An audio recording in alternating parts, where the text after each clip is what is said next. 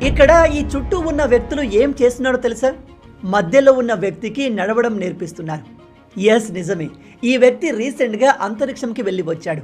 అందుకే భూమిపై సరిగా నడవలేకపోతున్నాడు. ఈ ప్రాసెస్ని బేబీ ఫీట్ అంటారు. ఎప్పుడైతే ఒక ఆస్ట్రోనాట్ అంతరిక్షంలో ఎక్కువ సమయం గడుపుతాడో ఆ వ్యక్తి యొక్క బోన్ డెన్సిటీ తగ్గిపోతుంది. కండరాలు వీక్ అయిపోతాయి. ఎందుకంటే అంతరిక్షంలో అసలు గ్రావిటీయే ఉండదు. అంటే మనం భూమిపైన నిలబడి ఆకాశంలోకి దూకితే తిరిగి మనల్ని కిందకి లాగడానికి గురుత్వాకర్షణ శక్తి ఉంటుంది. కానీ అంతరిక్షంలో అది ఉండదు. కాబట్టి వాళ్ళు అలా గాల్లో తేలియాడుతూ ఉంటారు.